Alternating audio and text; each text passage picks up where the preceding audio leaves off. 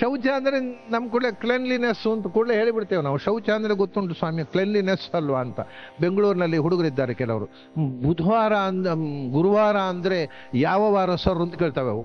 ನಾನೊಂದು ಮನೆ ಹೋಗಿದ್ದೆ, ಗುರುವಾರ ಅಂದರೆ ಅದು ಗುರುವಾರ ಥರ್ಸ್ಡೇನಾ ಹಾಗೆ ಹೇಳಿ ಗೊತ್ತಾಯ್ತೀಗ ಅಂತ. ಅವಾಗ ಗುರುವಾರ ಅಂದರೆ ಯಾವ ವಾರ ಸರ್ ಅಂತ ಕೇಳ್ತವೆ ಅವು. ಇಂಡಿಯನ್ಸು, ಭಾರತದಲ್ಲಿ ಹುಟ್ಟಿದ ದರಿದ್ರ ಸಂತಾನ, ಅವಾಗ ಗುರುವಾರ ಅಂದರೆ ಅರ್ಥ ಆಗೋಲ್ಲ.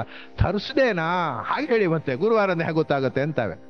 ಹಾಗೆ ಇನ್ನು ಶೌಚ ಅಂದರೆ ಕೂಡಲೇ ಗೊತ್ತಾಯಿತು, ಕ್ಲೆನ್ಲಿನೆಸ್ ಅಲ್ವಾ?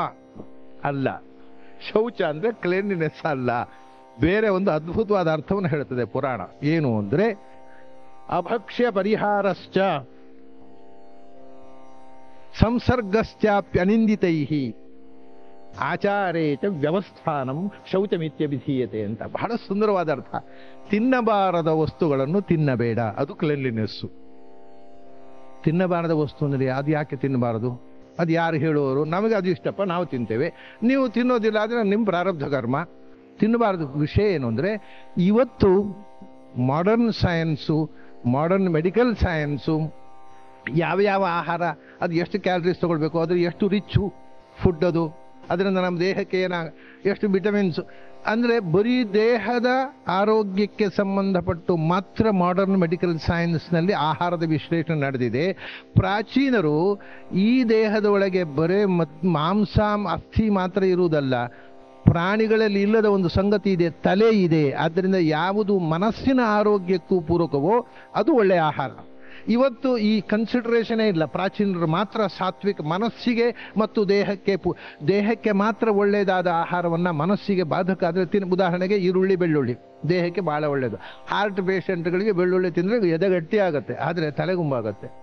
ಇದಕ್ಕೋಸ್ಕರ ಬೆಳ್ಳುಳ್ಳಿ ತಿನ್ಬೇಕು, ಯಾಕೆಂದರೆ ಸ್ಟಿಮ್ಯುಲೆಂಟ್, ಅದು ಮೈಂಡನ್ನು ಸ್ಟಿಮ್ಯುಲೇಟ್ ಮಾಡುತ್ತೆ. ಆದ್ದರಿಂದ ನೀನು ಓದುವವನಾದರೆ, ವಿದ್ಯಾರ್ಥಿ ಆಗಿದ್ದರೆ, ಶಾಸ್ತ್ರ ಓದುವವನಾಗಿದ್ದರೆ ದೇಹಕ್ಕೆ ಒಳ್ಳೆಯದಾದರೂ ಈರುಳ್ಳಿ ಬೆಳ್ಳುಳ್ಳಿ ತಿನ್ನಬೇಡ, ಯಾಕಂದರೆ ಮೈಂಡನ್ನು ಪೊಲ್ಯೂಟ್ ಮಾಡುತ್ತೆ.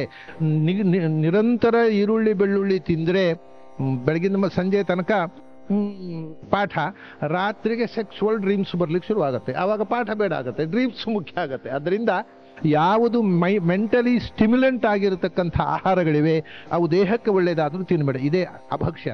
ಅಭಕ್ಷ್ಯ ಪರಿಹಾರಶ್ಚ, ಯಾವುದು ಬುದ್ಧಿಯ ಬೆಳವಣಿಗೆಗೆ ಪೋಷಕವಲ್ಲವೋ ಅಂಥ ಅಭಕ್ಷ್ಯವಾದ ಯಾವ ವಸ್ತುವನ್ನು ತಿನ್ನಬೇಡ. ಇದು ಶೌಚ. ಅವ್ರು ಹೇಳೋದು ಶೌಚ ಅಂದರೆ ಸ್ನಾನ ಮಾಡಿ ಸೋಪ್ ಹಾಕಿದ್ರೆ ನಿರ್ಮಲ ಆಗೋದಿಲ್ಲ, ಒಳಗೆ ಕೊಳವು ತುಂಬಿರುತ್ತಲ್ಲ, ವಿಚಿತ್ರ ಕೊಳೆ ತುಂಬಿ ಒಳಗೆ ಅದು ವಾಸನೆ ಹೊಡಿತಾ ಇರ್ತದೆ. ನಾವು ಸೋಪ್ ಹಾಕಿ ಏನು ಉಪಯೋಗ? ಒಳಗೆ ತಲೆ ಒಳಗೆ ವಾಸನೆ ಹೊಡಿತಾ ಇರುತ್ತೆ. ಅಭಕ್ಷ್ಯ ಪರಿಹಾರಶ್ಚ ಸಂಸರ್ಗಶ್ಚಾಪಿ ಅನಿಂದಿತೈ. ಆಮೇಲೆ ಯಾವಾಗಲೂ ಒಳ್ಳೆಯವರ ಒಡನಾಟ ಮಾಡು, ಯಾಕಂದರೆ ಕೆಟ್ಟವರು ಒಡನಾಟ ಮಾಡಿ ಅವ್ರ ಬುದ್ಧಿ ನಿನಗೂ ಬರುತ್ತೆ, ಆವಾಗ ಪುನಃ ಕೊಳೆ ಆಗುತ್ತೆ. ಒಳ್ಳೆಯವರು, ಒಳ್ಳೆಯದನ್ನು ಯೋಚಿಸೋರು, ಗುಳಿಬಟ್ಟು ದಂತಿಗಳ ಹತ್ರ ಹೋಗಿ ಕೂತ್ಕೊ, ಅಡ್ಡಿ ಇಲ್ಲ. ಆದರೆ ಯಾರ್ಯಾರ ಹತ್ರ ಹೋಗಿ ಸಹವಾಸ ಮಾಡಿ ಕೊಳಕಾಗಬೇಡ. ಅಭಕ್ಷ್ಯ ಪರಿಹಾರಶ್ಚ ಸಂಸರ್ಗಶ್ಚಾಪ್ಯನಿಂದಿತೈ. ಆಮೇಲೆ ಆಚಾರೇಚ ವ್ಯವಸ್ಥಾನಂ, ಇಡೀ ಬದುಕಿನಲ್ಲಿ ಒಳ್ಳೆಯ ನಡತೆಯಲ್ಲಿ ಇರುವ ದೀಕ್ಷೆ ತೊಡು. ಇದೇ ಮಡಿ.